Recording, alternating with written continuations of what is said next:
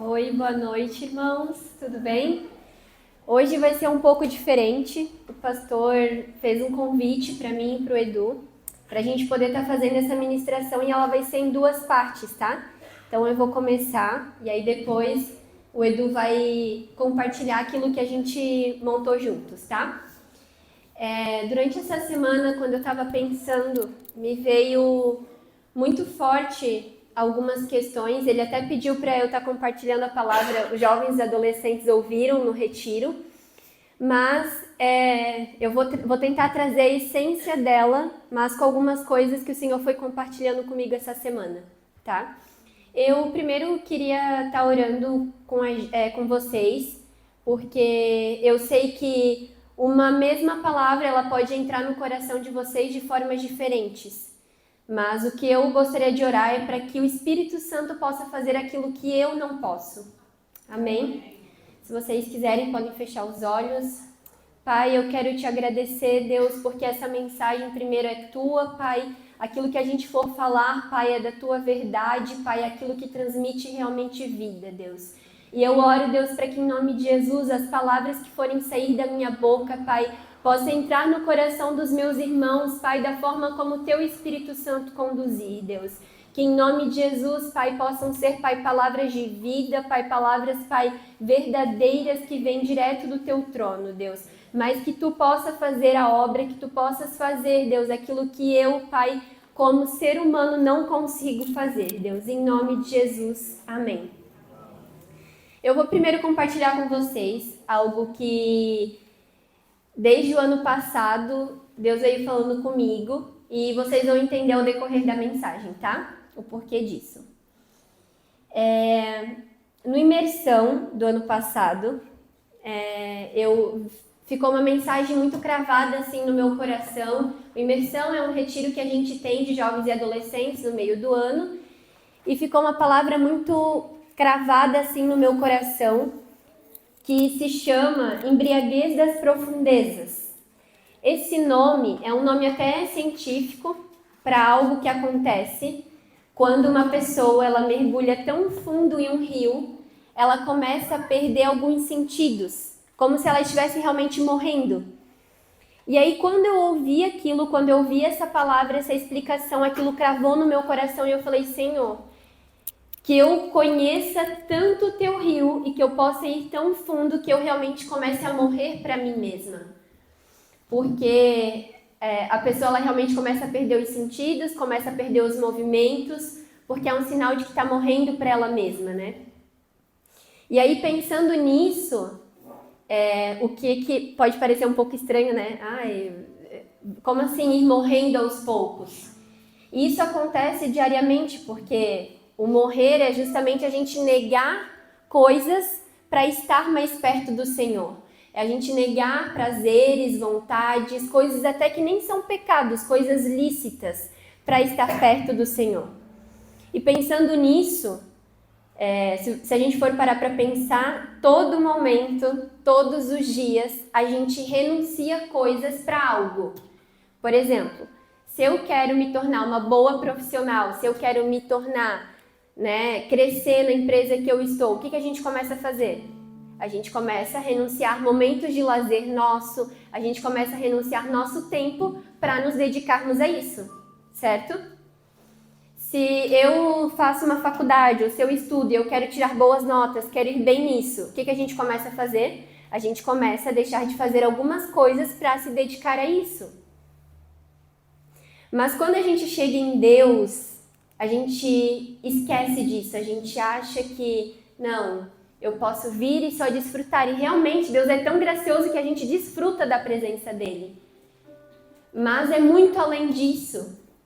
Porque quando eu quero ser uma pessoa melhor, quando eu quero me tornar uma profissional melhor, eu tiro horas para me dedicar para aquilo. Só que quando chega no Senhor a gente não quer.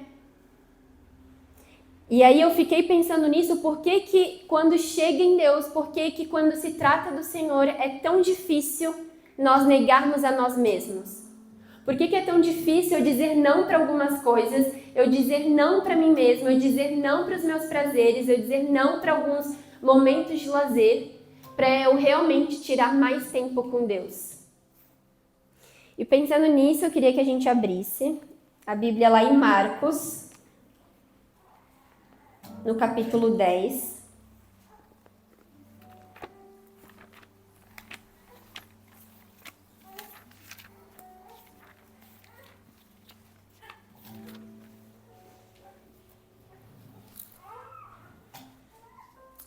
Marcos, capítulo 10, versículo 17.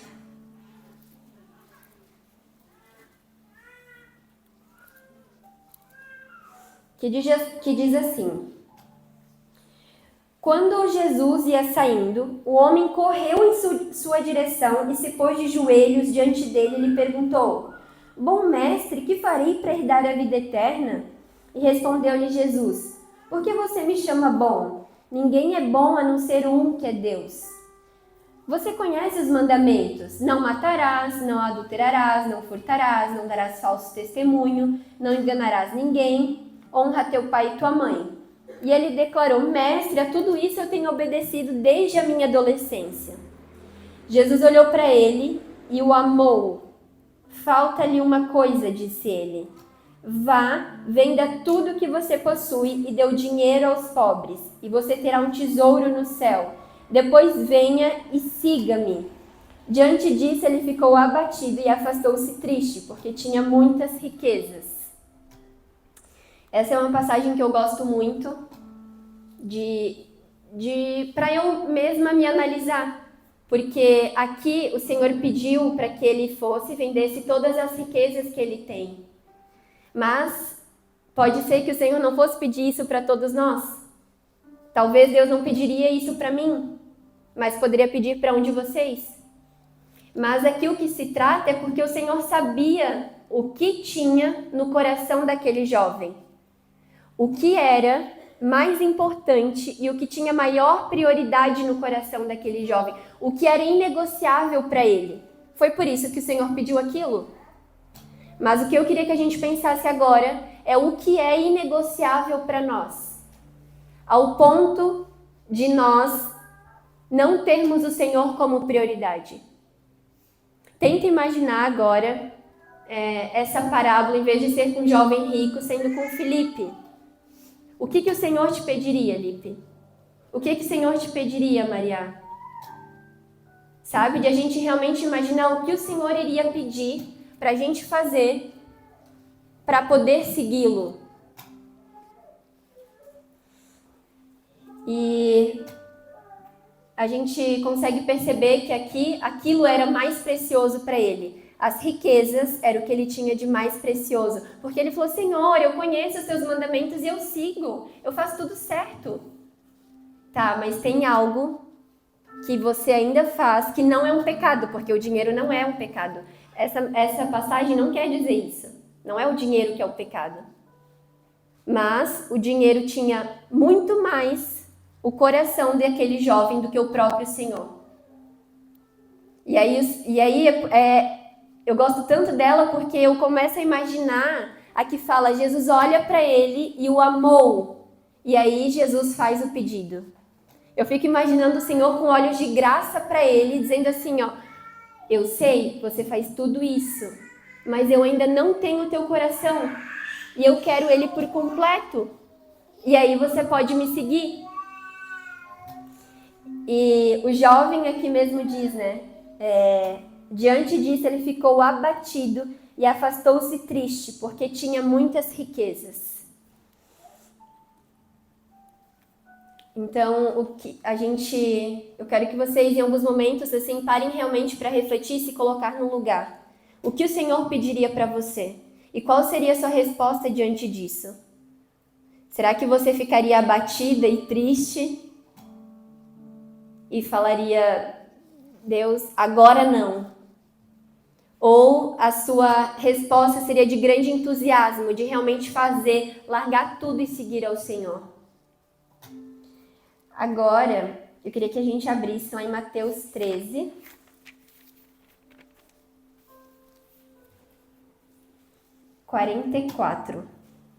São dois exemplos assim bem distintos, dois relatos bem distintos. mas a gente vai conseguir pensar um pouquinho sobre eles.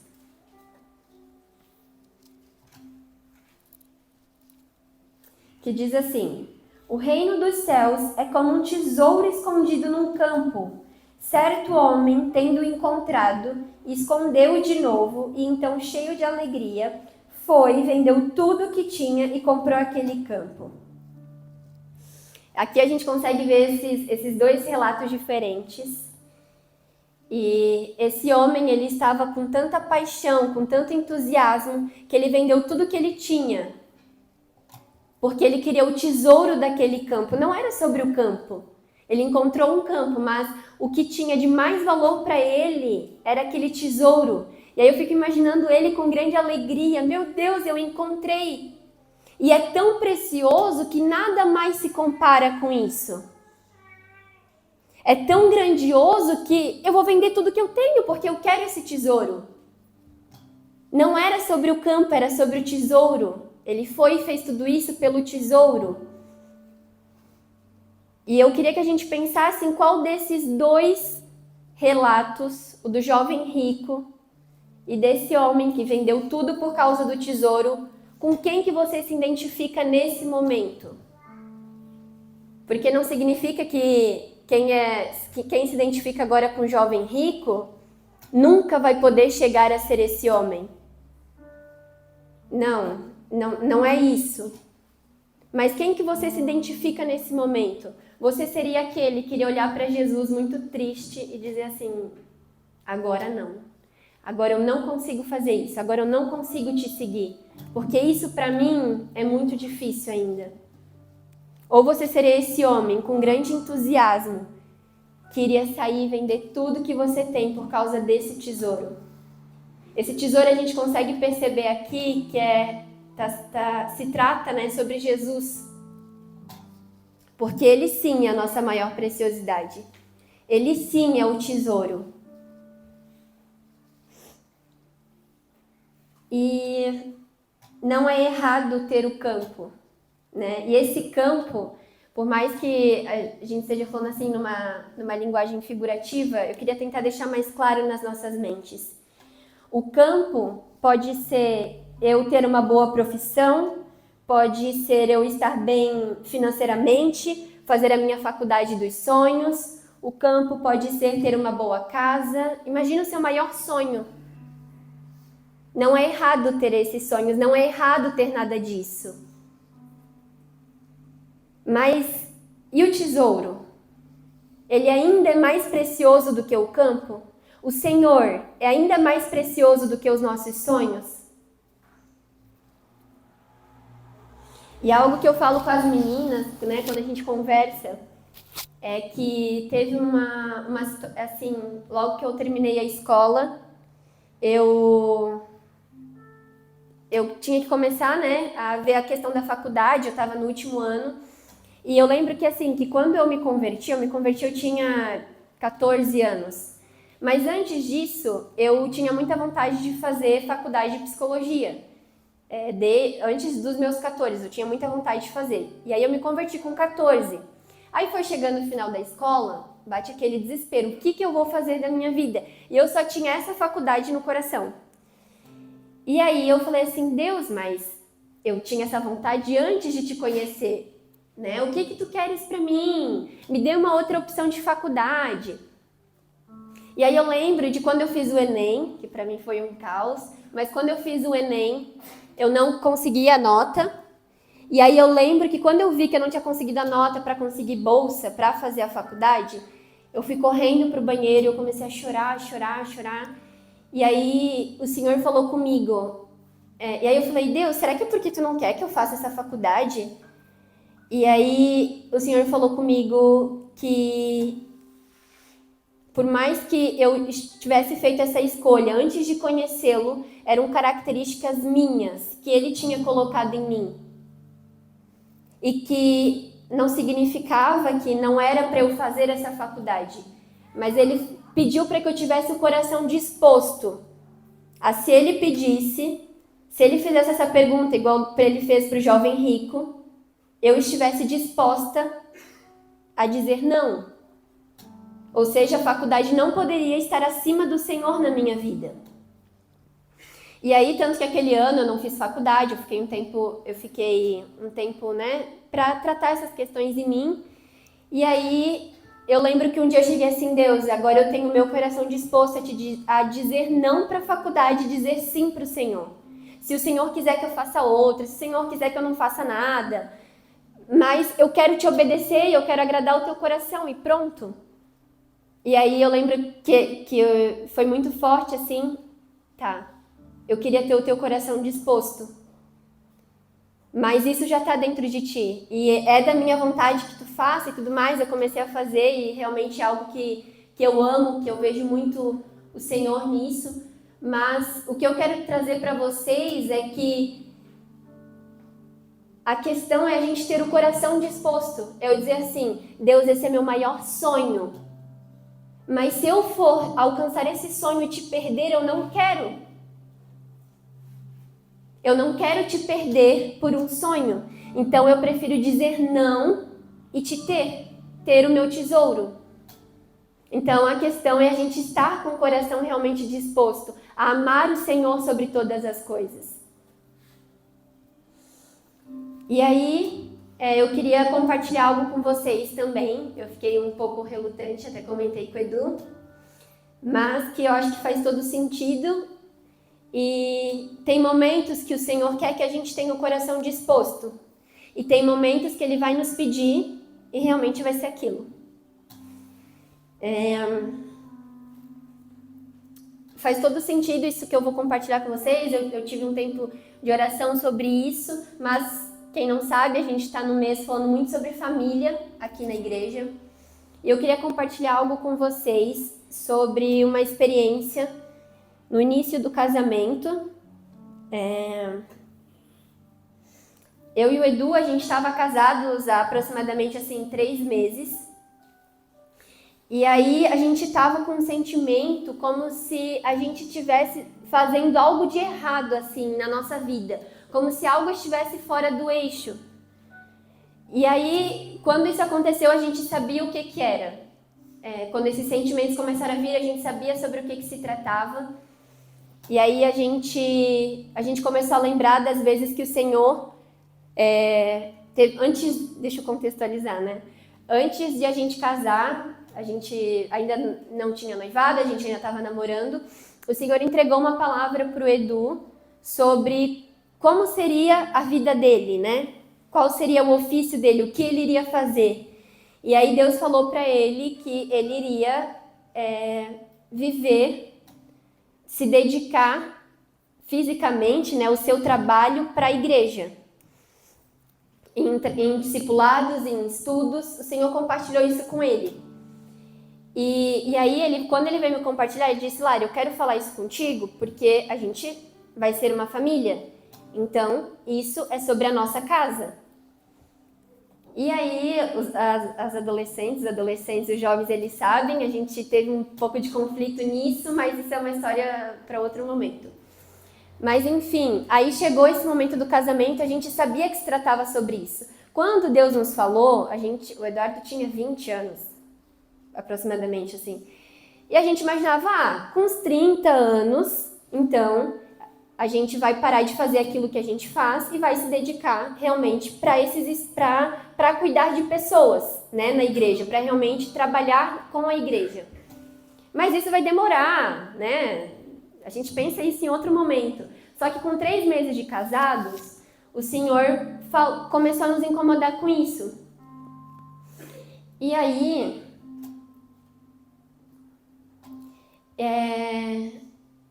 quando Deus começou a nos incomodar com isso, aconteceu uma situação que o Edu chegou em casa e ele disse assim, Lara, eu tenho uma notícia. Eu recebi um aumento no trabalho. Aí a gente se olhou, a gente assim nem conseguiu ficar alegre, porque como a gente estava com esse já sentimento, a gente sabia o que Deus queria que a gente fizesse, a gente se olhou, a gente falou assim, cara, então chegou o tempo, é agora que vai parar de trabalhar com o que tu trabalha hoje e vai se dedicar e vai ser como voluntário para a igreja. Só que, um detalhe que eu gostaria de ressaltar, o Edu, ele gostava do que ele fazia. Ele não foi assim, eu não gosto mais de fazer isso, eu tô cansado. Não, ele gostava de fazer o que ele fazia, ele gostava do trabalho dele.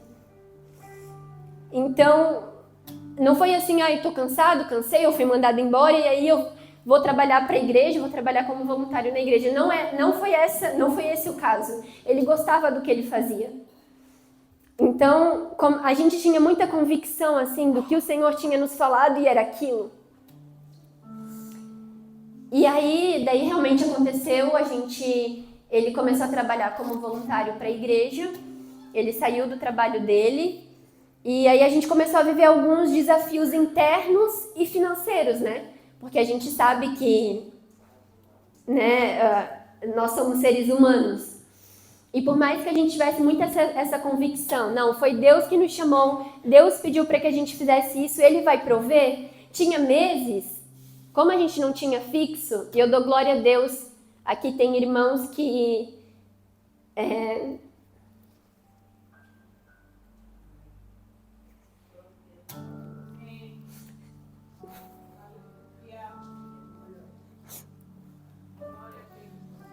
Eu falei que eu não ia chorar. Tem irmãos aqui que viraram pra gente e falaram assim, todo mês eu vou ofertar na vida de vocês tanto. E aí às vezes apareciam ofertas voluntárias e a gente nunca pediu nada pra ninguém, a gente realmente estava com o coração disposto porque a gente sabia que Deus tinha nos chamado e Ele ia sustentar. E aí tinha irmãos que apareciam assim, olha, Deus falou comigo e eu vou ofertar tanto na vida de vocês.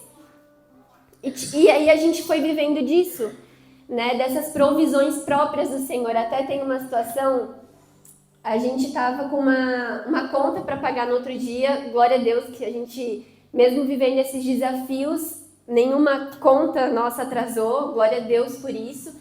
Mas no outro dia estava para vencer uma conta, era um valor alto, era uns 700 e tinha uns quebradinhos.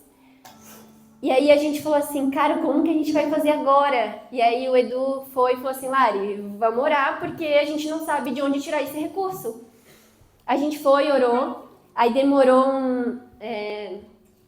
um tempo, foi no mesmo dia, ele foi abrir a conta pra gente se organizar. Porque assim, por mais que a gente estava vivendo dessa provisão de Deus, a gente buscou ser muito prudente com tudo aquilo que a gente gastava, com o valor que o Senhor nos dava, né? Então, aí ele foi abrir a conta pra gente se organizar e ele falou assim, Lari, tem aqui uma notificação que uma pessoa, a gente não sabe quem, mandou o valor exato da nossa conta, era 700 e uns quebradinhos, não lembro, ele sabe exato, mas eu não lembro, era 700 e uns quebradinhos, mas a gente não sabe quem foi, até hoje a gente não sabe quem foi, só que era o valor exato daquela conta. Então a gente foi vivendo e provando disso constantemente, assim, sabe, de o Senhor mostrando, eu estou com vocês, eu chamei vocês. E a nossa expectativa nunca foi em homens, mas glória a Deus pela vida de cada um que se dispôs a isso, sabe? Glória a Deus pela vida de cada pessoa que mandava mensagem impulsionando, por cada pessoa que estava sensível a ouvir a voz de Deus, para realmente estar nos apoiando nisso, sabe? E a gente foi provando e vivendo disso do Senhor. E eu sei que muitas famílias que estão aqui, eu não estou falando isso porque a gente provou disso porque a gente se voluntariou para a igreja. Não estou falando isso. Eu sei que várias famílias que estão aqui, famílias que têm empregos fixos, famílias que têm empresa, que poderiam vir aqui e contar de várias experiências de provisão do Senhor. Existem várias famílias aqui nessa igreja que poderiam contar experiências para vocês também. Mas eu estou falando do nosso caso porque eu sei que é necessário com que a gente deposite essa confiança no Senhor. Se foi o Senhor que nos chamou, sabe, não existe nada mais prazeroso do que dizer sim e viver essas provisões dele. Viver realmente aquilo que ele quer para a nossa vida. E aí eu queria compartilhar isso com vocês porque não existe nada melhor do que saber que a gente está nesse rio, sabe aquele rio que eu falei no início? Daquele embriaguez das profundezas, que a pessoa entra né, quanto mais ela mergulha, ela vai perdendo os sentidos e ela vai morrendo. E hoje a gente consegue ver o quanto que, né, aos poucos a gente está morrendo, mas a gente vai se enchendo da vida de Cristo. E eu posso dizer para vocês que eu nunca me senti tão satisfeita. Eu acho que essa é a palavra, assim, que eu poderia definir. Eu nunca me senti tão satisfeita, porque eu estava vivendo aquilo que realmente o Senhor queria. E eu estaria satisfeita se o Senhor quisesse para mim, que eu abrisse uma empresa. Mas se foi Ele que me pediu, eu estaria satisfeita. A questão é fazer a vontade dEle. É dizer não para nós, morrer para o nosso eu e fazer a vontade dEle. E é prazeroso viver a provisão do Senhor em família. É prazeroso viver a vontade do Senhor em família. É prazeroso viver a fidelidade do Senhor em família. Viver a palavra que Ele nos deu, porque foi ela que nos sustentou nos momentos difíceis. E aí, quando eu estava escrevendo isso, eu comecei a me lembrar, porque eu sei que pode ser que tenham pessoas que pensem assim, é fácil, porque tu e teu marido, vocês dois amam ao Senhor. E glória a Deus por isso. Mas eu sei o que é viver em uma família que tu não sabe o que esperar dela no dia, tu não sabe se vai ter paz ou se vai ter guerra. Eu sei o que é viver numa casa que não conhece o Senhor. Eu sei o que é viver numa casa que eu vi a minha família sendo destruída aos poucos. Para quem não sabe, meus pais não conhecem ao Senhor e eles são divorciados hoje, mas eu sei o que é viver numa casa assim. Eu sei o que é viver numa casa que a todo momento é briga. Eu sei o que é viver numa casa que a todo momento tu não consegue enxergar Cristo ali, o amor de Deus, a graça de Deus se manifestando ali. Eu sei o que é isso. Então, por isso que eu digo, hoje é prazeroso eu viver isso em família.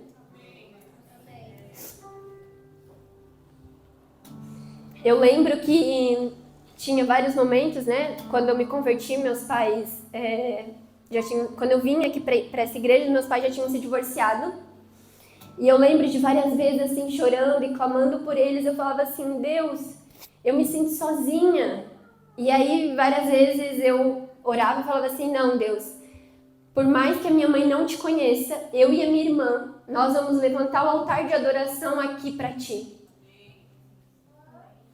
O tesouro está nessa casa, porque eu e a minha irmã que te conhecemos, nós conhecemos o maior tesouro das nossas vidas. Então o tesouro está na minha casa.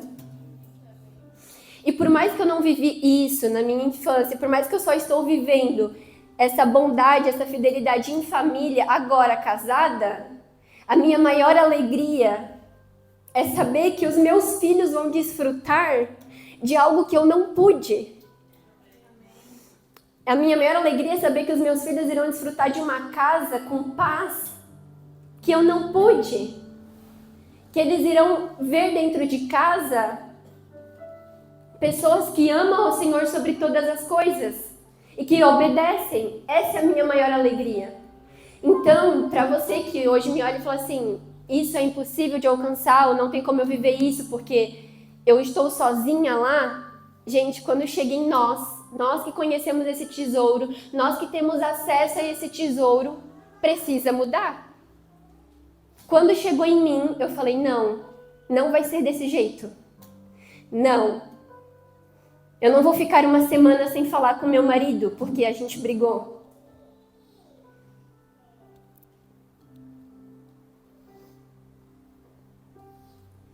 Porque agora nós conhecemos o nosso tesouro. E os meus filhos irão conhecer o tesouro dentro de casa. E por último, assim, o que eu queria que a gente lembrasse e que a gente pensasse é que por mais que seja difícil hoje, não é tarde.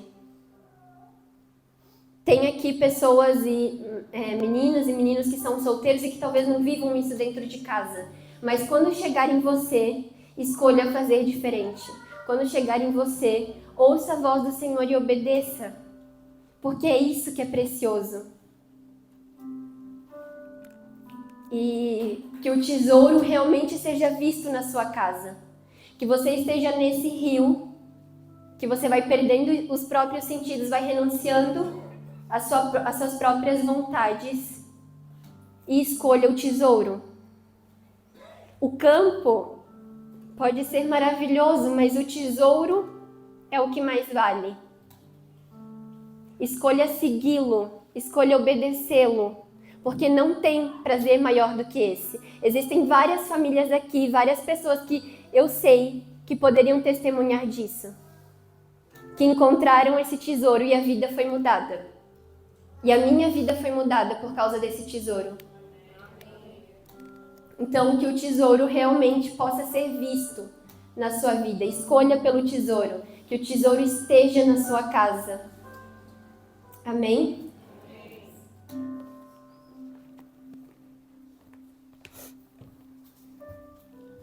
Ô irmão, quando você achar que eu preguei bem, é porque eu roubei a palavra da Lara. Às vezes eu roubo a pregação dela, vocês sabem, ela tem vergonha de falar, eu pego e anoto tudo aqui, trago pra vocês, e vocês acham que sou eu? Nem água ela bebe. Eu nem vi aquele copo de água. Ah, é verdade. Sabe, a gente está fazendo um modelinho um pouco diferente hoje, até porque, como a gente está falando sobre família, é bom a gente ver os dois lados, né? E eu vou estar finalizando a mensagem de hoje, mas sabe uma coisa que eu fiquei pensando? Ali, eu não vou pedir para você abrir passagem agora, a gente já leu bastante, as mais importantes a Lari já leu com vocês, mas sabe uma coisa que eu fiquei pensando essa semana? É de que a Arca de Deus, a Arca da Aliança, ela simboliza a presença de Deus, certo? E não tinha uma cópia disso. Hoje a gente está no Novo Testamento, né? A gente está na época da graça, hoje você tem acesso a Cristo na sua casa. Mas não tinha duas arcas da aliança, ou 3, 4. Era uma coisa só e acabou. E essa arca, a Bíblia diz em 1 Samuel, de que ela ficou na casa de Abinadab 20 anos. Agora imagina você, Abinadab. E aí você tem a arca de Deus, sabe, a presença de Deus ali dentro da sua casa. 20 anos. Só que aí a Bíblia não diz que nada aconteceu ali. Só que um dia Davi cata essa arca. E a arca fica 3 meses na casa de Obed-edom. E a Bíblia diz que esse homem prosperou em 3 meses mais do que prosperou em toda a sua vida. E ali não é só financeiramente, é na sua vida familiar. Em 3 meses esse cara provou algo tão gracioso de Deus. Aí eu fico imaginando Abinadab olhando para isso. Cara, eu tinha acesso a isso há 20 anos.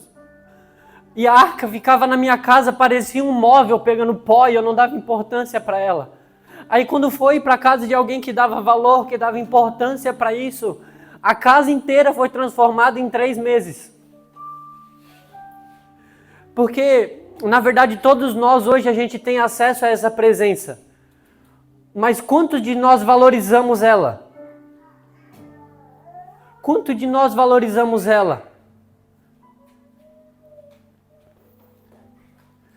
Um dia Davi foi ungido rei.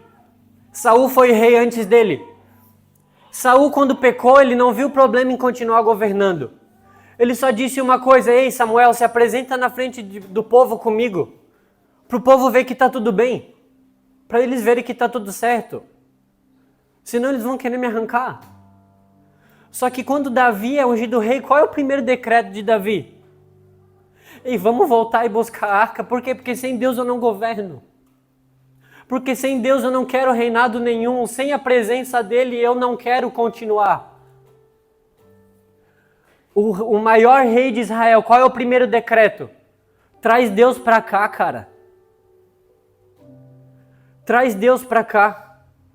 Porque não adianta eu ser rei se eu não tiver o rei dos reis comigo. Não adianta você, homem, ser o cabeça da casa e não ter o cabeça Cristo sobre você. Não adianta, a gente vira só um cabeção. que acha que sabe, tu não sabe nada. Não sabe nada. Se Cristo for o seu guia, se Cristo for o seu tesouro, pode ter certeza, você está seguro. Pode ter certeza absoluta, você está pisando num solo firme.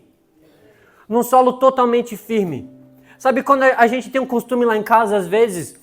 Porque, assim, irmão, por mais que Deus te abençoe, nos abençoe, agora vamos dizer no quesito financeiro, a gente se organiza, é organizadinho ali, bonitinho e tal, tudo. Pode chegar um momento da sua vida que alguma coisa aconteceu. E você precisa de um milagre, cara. Você foi organizado, você não foi imprudente com o recurso que Deus te deu. Sabe, você não foi aquele espiritual à toa, assim, não, eu vou passar no cartão e o Senhor vai pagar a conta.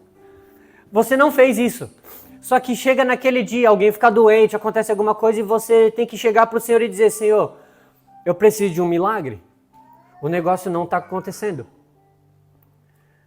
E a gente tem um costume lá em casa de quando isso acontece, a gente faz o que? A gente senta na mesa e agradece a Ele.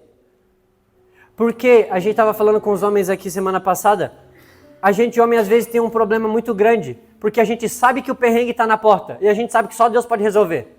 A gente sai de casa de manhã para trabalhar, volta, o perrengue está resolvido por Deus, porque nós não fomos. E daí a gente chega e às vezes fala bem assim, ó, amor, deu certo. E acabou. Tiramos Deus da jogada.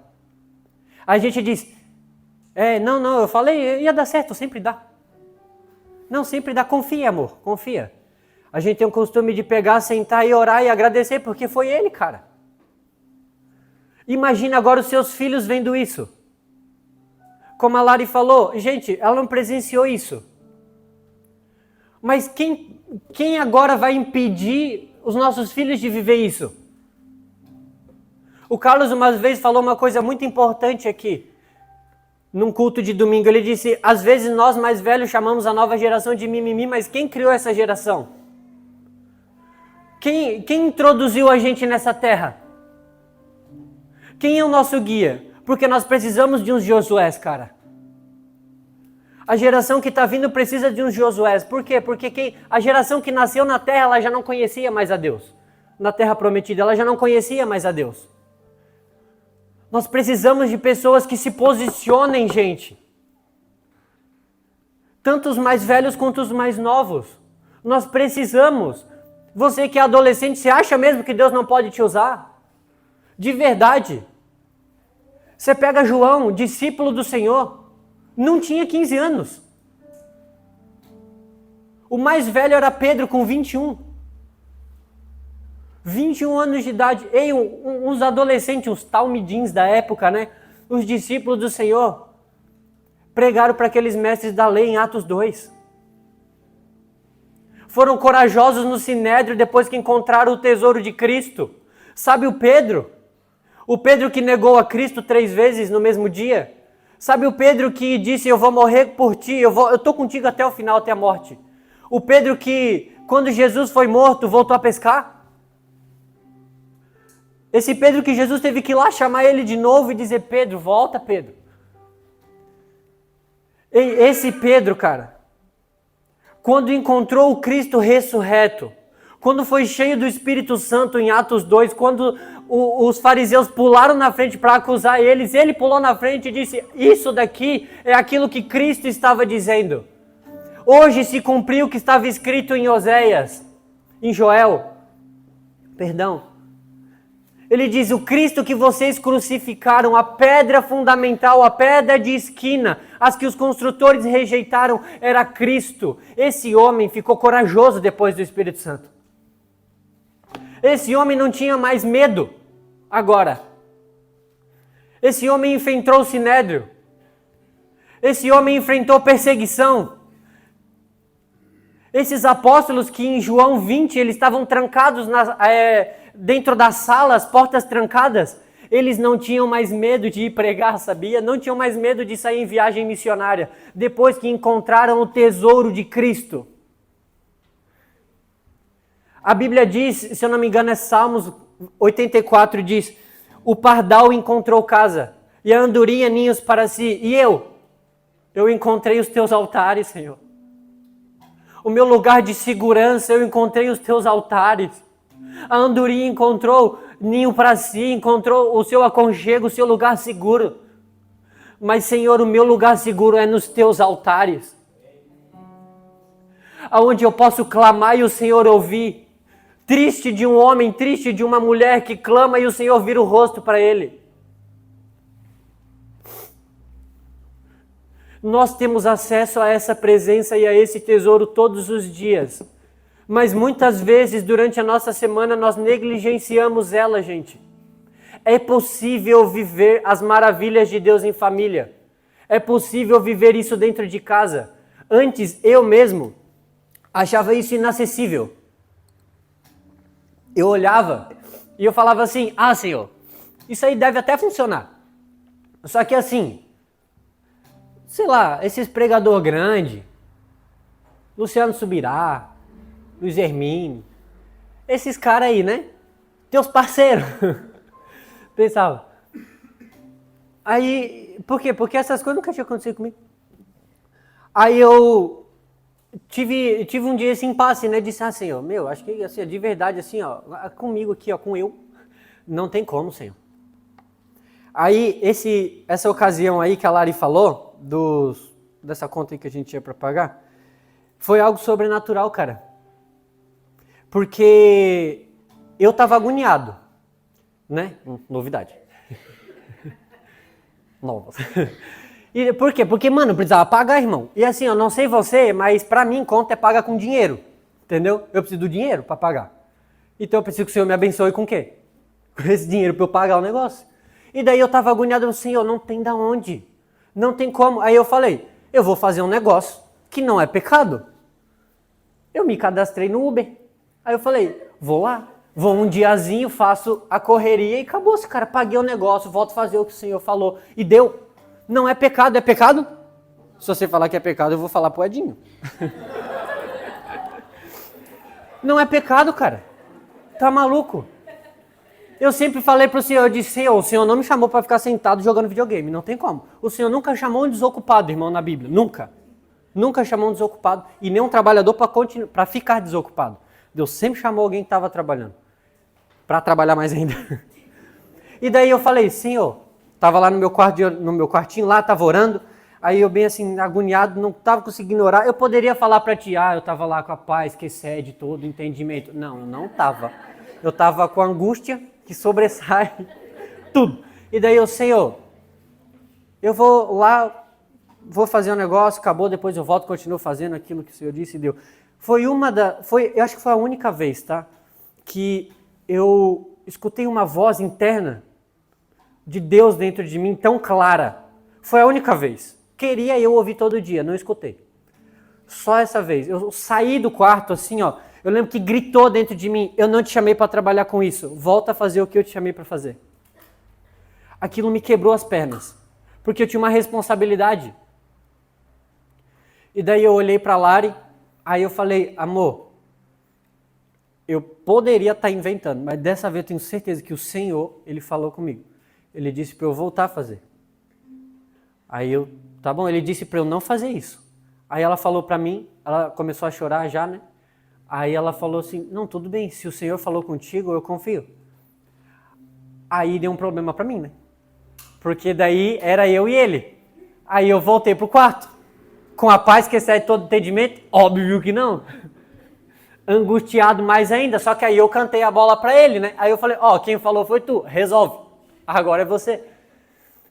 Aí eu fiquei lá orando mais uns 2 minutinhos, e aí eu falei, né?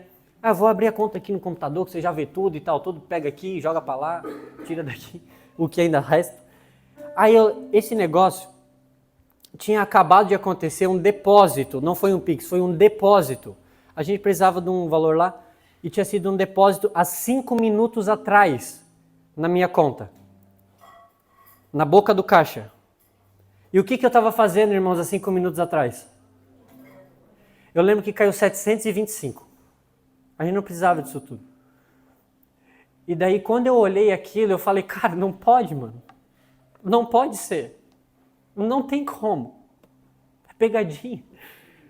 Aí eu chamei a Lara e a gente olhou aquilo e falou, o que cai na tua cabeça?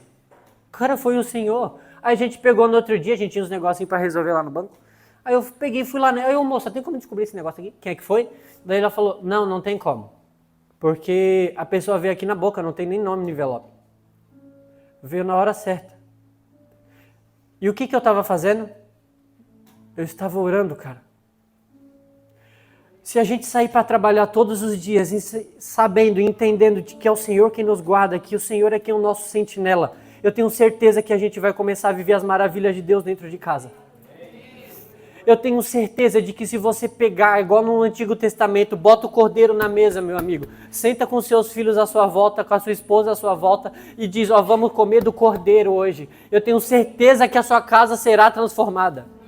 Só que a gente, às vezes, por um orgulho evangélico, a gente diz assim, mas eu estou buscando e você não, né? E começa a brigar dentro de casa. Porque eu sou sábio e eu sou sábia. Porque você não fez seu devocional. Aí a gente cria um pé de guerra crente dentro de casa. Quando você não souber o que fazer, sai e ora. Sai e ora. Não seja um Abinadab. Não seja um Abinadab. Seja um Obed-Edom. Valorize a presença, a arca de Deus que está dentro da sua casa. Sabe quando Deus falou para Moisés fazer o tabernáculo? Tenho mais 3 minutos. Sabe quando Deus falou para Moisés fazer ali o tabernáculo? Era com madeira de quê? Com madeira de acácia. Meu irmão, se tem uma madeira ruim de trabalhar é a madeira de acácia. Acácia é difícil. Não, brincadeira. Acácia não é... Porque é uma... Vocês não prestam, né, cara? Meu Deus do céu. Aí achou um Cristo, né? Achou um Moisés. Amém, irmão. Volta aqui, volta aqui. Era com madeira de acácia. Tem uma peculiaridade nisso, porque é uma madeira cheia de nó. É uma madeira dura pra caramba. Pergunta pro Edgar, depois ele sabe falar pra você melhor. É uma madeira horrível de trabalhar. Porque isso simboliza quem? Nós. A nossa humanidade. Só que ela não ficou ali exposta, ela foi revestida. Passou betume, as paredes eram revestidas de ouro. Isso mostra o quê? Representa o quê? A glória de Deus revestindo a gente. Por mais que você seja cheio de nó, cheio de problema, irmão, cheio dos seus traumas, das suas dificuldades, das suas limitações humanas, dos seus, às vezes, problemas do seu passado, quando Cristo chega na sua vida, Ele cobre você com a glória dele e acabou as imperfeições.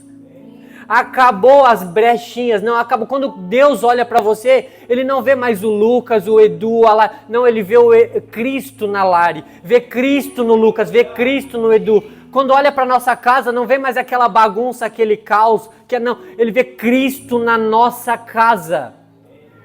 Amém? Ele vê Cristo na nossa casa. Todos esses homens que a gente falou, todos esses homens, eles foram transformados. É impossível essa presença chegar na nossa vida de verdade, meu amigo, e ela não causar mudança. Sabe, o Espírito Santo, ele quando veio em Atos capítulo 2, não foi só um barulho, só uma bagunça, uma baderna na igreja. Trouxe ordem para a igreja, trouxe transformação para a igreja, trouxe mudança de caráter por discípulos. Não era só uma bagunça, não era só um chorozinho, não era uma transformação interna. Eles começaram a negar a si mesmo mais do que nunca. E eu acredito que a gente pode viver isso em família. Amém? Eu queria que você ficasse de pé agora.